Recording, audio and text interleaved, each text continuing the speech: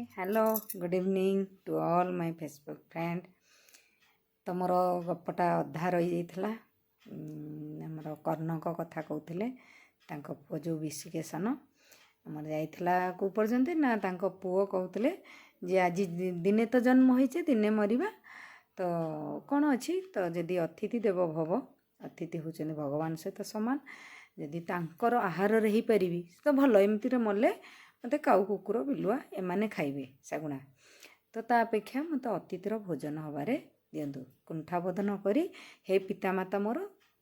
मोर सिर मते मारिकिना मो मांस को रांधि तांको दियंतु कथा कहते पुत्र मुखर एक कथा सुनला परे बाप माँ जेहेतु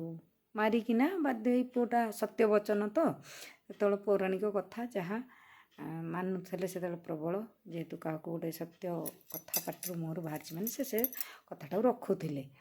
रांधिले स्त्री भी रांधिकिना बाढ़िले किंतु जेहेतु किसी समय अवधि भितर कर्ण टिके बाहर को जेला भितर माँ मन ना तो सी कौन कर पुअर मुंडटा को गोटे कुंड तले घोड़े रखिंट जे अतिथि गलापर भोजन पर जे सी सेटा को देखी कांदे मन खोलिकिना कहीं कांदी पारना दिनी तो अतिथि निर्देश से कांदेनि खुशी मन रांधिकिना देवे तो से से घोड़े देते तो रोषे है भोजन डाकिले तापर अतिथि कहते पुणी मिछ तुम्हें मो सहित प्रतारणा करुच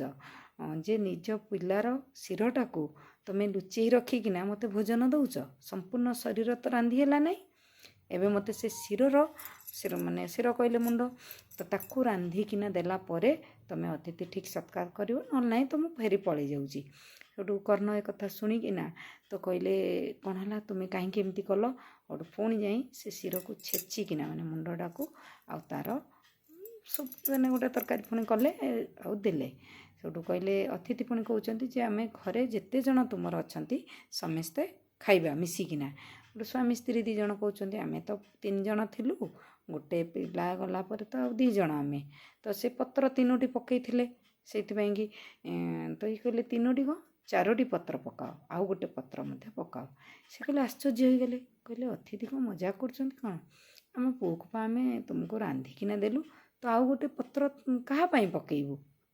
ना तुम्हें पकाओ आ निज पुत्र को आह्वान कर सी भी खावाई आसब मले भी सहित आत्मा मरे ना आत्मा अमर तो तुम्हें तार आत्मा को स्मरण करी खाइबा दो जमी आम जाचे मरला किसी दिन जमी 12, 13, 14 जाके 12 कर्म जाके लोक बारियाड़े खाइबा दिखती तो सेमती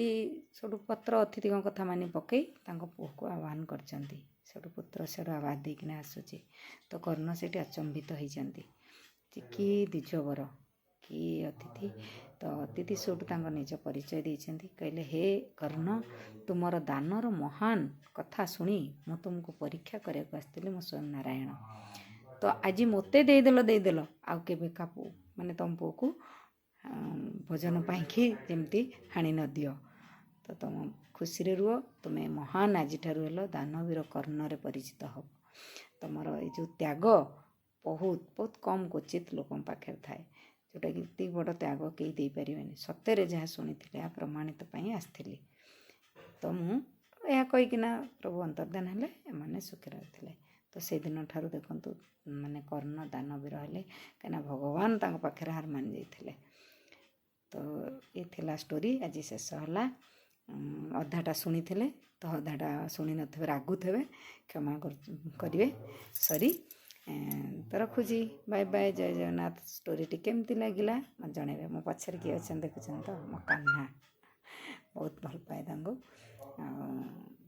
से रखुची बाय बाय जय Jagannath good night everyone see you tomorrow.